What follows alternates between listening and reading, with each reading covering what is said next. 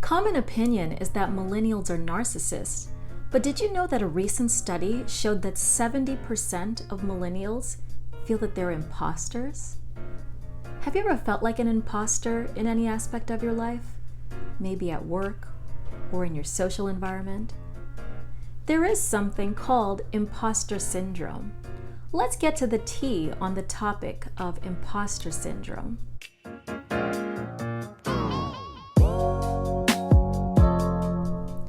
I am Nika Mora, and welcome to Tea Talk with Nika.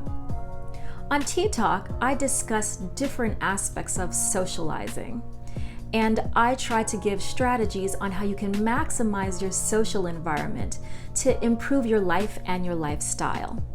So today, we're going to talk about imposter syndrome. Typically, imposter syndrome is seen in the work environment, where perhaps someone got a promotion but didn't feel that their merits deserved the promotion that they got. But in a social aspect, the idea of social imposter syndrome is quite common.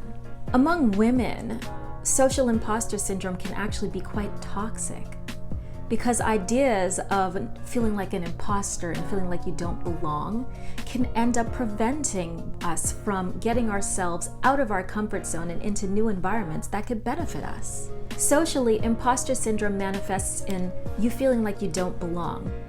Maybe it's because you're a different race from the people that you're socializing with, or maybe your income isn't as high as theirs. Maybe it's because you don't have the same level of education. But whatever your feeling is, you feel that you're an imposter, that you're a fraud, and that somehow the people in this environment are going to find you out and, I guess, ship you off the island. Social imposter syndrome is quite common, and I want to talk about 3 ways that you can overcome social imposter syndrome and maximize your social life to improve your environment and improve your outcomes.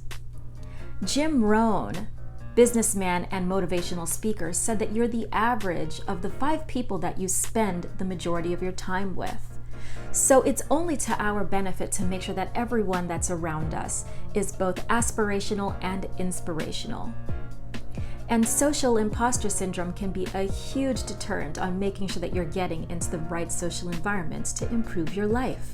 With women, the idea of social imposter syndrome is particularly difficult because we always want to feel like we're being accepted. We've been socialized to make sure that people like us, to not ruffle feathers, and to just be accepting and giving. And yes, we do want to be accepting and giving, but we also can't strive for this ideal of perfectionism that doesn't exist. A lot of times women who want to improve their social environments will say, well, I'll do it when. And the whens could be so many things. It's when you lose 20 pounds or when you get that promotion. Maybe it's when you get a little bit older. And all of those whens are just perpetuating procrastination and keeping you from an environment that could completely benefit you right now. So what are some ways that we can overcome social imposter? There's a saying that the heaviest and hardest doors to open are the ones into rooms where we feel we don't belong. So what are some ways in which we can overcome this feeling of not belonging, this feeling of being a social imposter, and really maximize the social environments that we're in so that we can improve our lives? I'm going to give you 3 strategies that you can try to help overcome your feelings of being a social imposter. Strategy number 1 is to focus on other people. If we focus on other people and stop thinking so much about ourselves in an environment, it actually puts us in a position where we can give. Maybe you're in some place new and you're looking around the room and you see that there's someone who's looking alone, or maybe looking down at their phone too much. That's like typical of people that are a bit uncomfortable in their environment. They're trying to be overly engaged in their phone or in some type of app so that it doesn't look like they're not doing anything, and really they're just trying to stay busy to try and be comfortable. Approach that person and start a conversation. I know. Oh my God, you want me to approach someone? Yes. I want you to step outside of that comfort zone, walk over to that person and introduce yourself. Say hello. That simple act of breaking the ice will do two things. It's going to help the other person engage and feel more comfortable as well, and all of a sudden the anxiety level just drops, both for you and for them. Now you come off as the hero because here you are, this gregarious person that's going to come over, introduce themselves, start a conversation, and just be social. I mean, isn't that the point of being in a social environment? To socialize?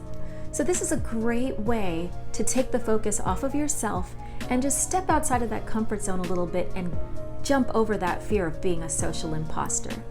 Once you now have the company of this other person, you have an alliance in a way.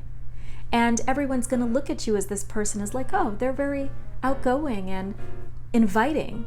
That's the type of person that I want to be around. Strategy number 2 for trying to overcome feeling like a social imposter is to challenge that negative self-talk. Oh my goodness, the negative self-talk. How many times have we talked negatively about ourselves and to ourselves? Oh, no one's going to like you, or oh, you don't look right, or oh, you're not going to fit in. All of that negative self-talk is only further pushing us away from experiencing amazing things in our lives. Yes, again, this goes back to stepping outside of that comfort zone. When you're trying to be strategically social, that negative self-talk is going to prevent you from trying new things. A few tips that you can use to challenge that negative self-talk is to track your compliments and successes. I am pretty certain that when you go out, there are many people who compliment you or who give you accolades for the things that you've accomplished. Don't reject those compliments. All too often, I feel like we as women, we don't want to accept compliments for fear of coming off as being vain or self-centered.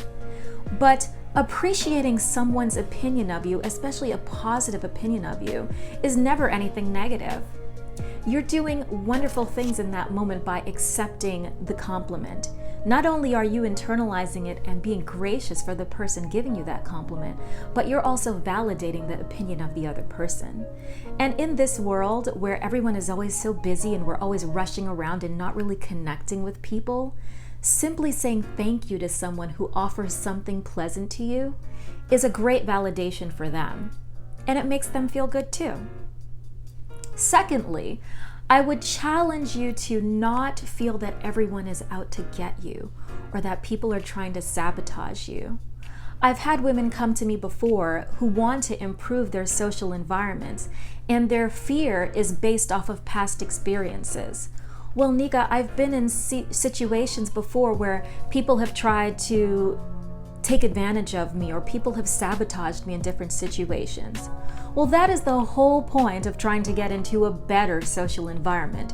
We don't want to be around low vibrational people and people that are going to try and sabotage you. The other thing that I want you to do is to trust that you will know when something is off. Trust that you'll be able to feel when someone is not being genuine and that you can remove yourself from that environment and from that person. But walking into a new situation with this guards up, thinking that someone is going to try and take advantage of you or someone is going to try and be mean to you the moment you walk into a door, that's just setting yourself up for disappointment. And the other reality is that in our minds, we tend to think that people view us in a certain way. And if someone doesn't know you, they really have no opinion of you. You have full opportunity to build what opinion they have of you. Remember, it's all about your first impressions. So instead of walking into a new space with that guard up, put your guard down. Let go of that negative self-talk and enjoy the experience. The third strategy that I would give you to try and overcome your feelings of being an imposter in new social environments is to talk to other people. If you talk to other people, you might find that many people feel this way. The idea of feeling like a social imposter is not anything novel. Many people feel that way. And if you start talking to others around you, maybe it's to friends or family members, or if you don't have people in your immediate surroundings that do feel this way, tons of online communities are available to talk to others that might be dealing with these feelings of being a social imposter. I started my Facebook group, Strategies for Social Success, to bring together like-minded women who have high social ambitions. And in this space, we're able to talk freely and without judgment about the different things that we are experiencing. Having that community that you can extend yourself to both give opinions and also to take the opinions, is a great way to recognize that you're not in this alone. There are other people that feel this way. And anytime you're stepping out of your comfort zone, there is going to be areas of difficulty that you have to overcome. It's all completely normal. So I hope these 3 strategies have been helpful to you. Remember, focus on other people when you're going into a new environment. Approach someone and start talking to them. Challenge that negative self-talk. Try not to come into a new environment with preconceptions and accept the compliments that you receive.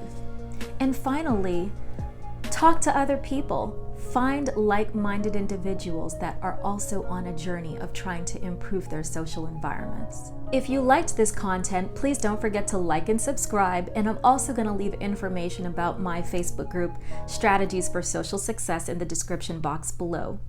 Remember that there's a world of opportunities and experiences out there waiting for you, so don't let feelings of being a social imposter keep you back from experiencing all of these amazing things and advancing and improving your life.